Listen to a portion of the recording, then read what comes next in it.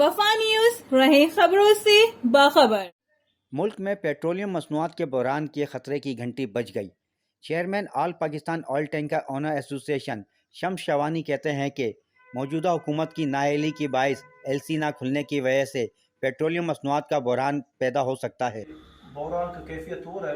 آپ لوگ کو تمام تر پورے پاکستان کے عوام کو یہ بتانا چاہتا ہوں کہ پی ایس او سمیت تمام تر جتنے بھی ریفائنریاں ہیں، وہ جس میں بائیکو، اٹک ریفائنری، نیشنل ریفائنری اور جو ہے نا تمام تر چیزوں میں اسٹاک نہیں آیا ہے، اور جو پورٹ پہ ہمارے جو ایل سیز ہے تمام تر کمپنیز کے جو ملٹی نیشنل کمپنیز ہے، جو پی ایس او ہے جس میں شیل ہے، وہ بھی ابھی تک کلیئر نہیں ہوئے ہیں۔ اس وجہ سے پورے پاکستان میں فی الوقت بلوچستان میں، سندھ میں تمام تر جگہوں میں دن بدن جو ہے نا بحران پیدا ہو رہا ہے۔ یہ بحران اگر حکومت وقت نے اس کا سیریس نوٹس نہیں لیا منسٹر پیٹرولیم نے اور تمام حکام بالا نے، تو یہ مزید جو ہے نا 2 دن بعد یا 48 گھنٹے بعد جو ہے نا تمام تر پورے پاکستان میں بحران ہوگا، جس کا تمام تر ذمہ داری جو ہے نا حکومت وقت کا عائد ہوگا۔ شکریہ۔ ملک میں پیٹرولیم مصنوعات کے بحران سے عوامی مشکلات مزید بڑھ جائیں گی۔